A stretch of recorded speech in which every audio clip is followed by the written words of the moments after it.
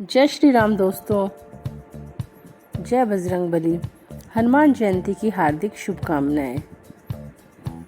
इस बार हनुमान जयंती कब है, इसका शुभ मुहूर्त कितने बजे का है, आज के वीडियो के माध्यम से मैं आपको समस्त जानकारी दे रही हूँ।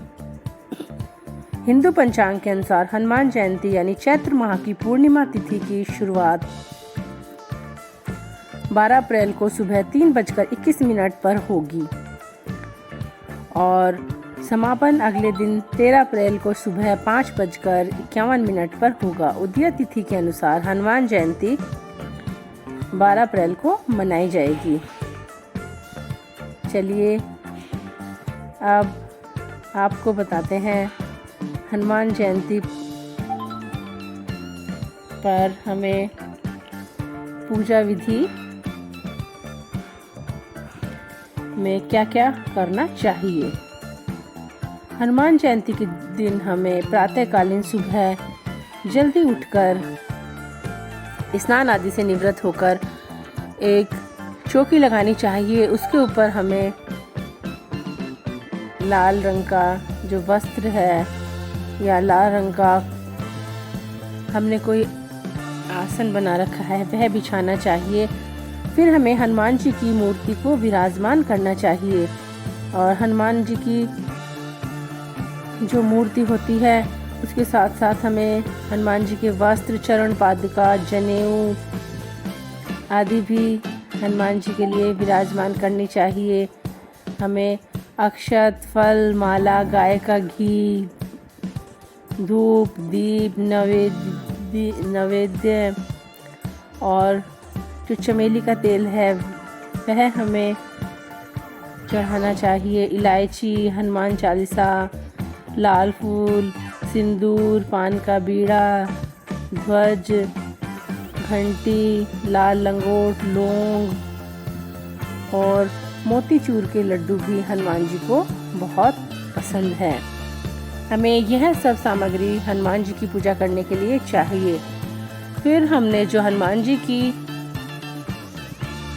फोटो विराजमान की है उनके हमें तिलक लगाना चाहिए, चावल लगाना चाहिए, वस्त्र के रूप में कलावा समर्पित करना चाहिए और फिर हमें विधि विधान से भगवान की पूजा अर्चना करनी चाहिए।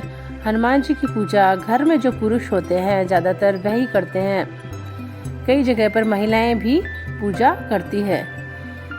और फिर हमें हनुमान जी की जोत लेनी चाहिए। जो उपले होते हैं उनका जागता करना चाहिए या कोयले का जागता करना चाहिए। शुद्ध देसी घी से हमें भगवान की जोत लेनी चाहिए। हमारे यहाँ तो हनुमान जयंती पर चूरमा बनाया जाता है। बजरंगबली को चूरमा बहुत पसंद है, इसलिए हमारे यहाँ तो चूरमे का भोग लगाया जाता है। फिर हमें बजरंगबली को चूरमे का भोग लगाकर भगवान बजरंगबली से प्रार्थना करनी चाहिए और हमें जल के छींटे देने चाहिए, रोली और चावल के छींटे देने चाहिए। फिर हमें थोड़ा सा जल लेकर जल आचमनी करनी चाहिए और फिर हमें अपने हाथों को धोकर उसमें थोड़े पुष्प लेकर भगवान से प्रार्थना करनी चाहिए। भगवान, पूजा के दौरान हमसे जो भी कोई गलती हुई हो आप उसे क्षमा कीजिए और हमारे समस्त कष्ट और बाधाओं को दूर कीजिए। हमें दक्षिणा भी ज़रूर समर्पित करनी चाहिए। घी का दीपक जलाना चाहिए। घी का दीपक जलाने से पहले उसके नीचे थोड़े चावल या पुष्प का आसन देना चाहिए। कहते हैं दीपक पूजा में हमें ज़रूर जलाना चाहिए। उसके पश्चात हमें हनुमान चालीसा का पाठ करना चाहिए और बजरंगबली की आरती करनी चाहिए। आरती करने के पश्चात हमें बाबा से क्षमा याचना करना चाहिए। बाबा के धोख खानी चाहिए। फिर जो चूरमे का प्रसाद है वो घर के सभी सदस्यों में वितरित करना चाहिए।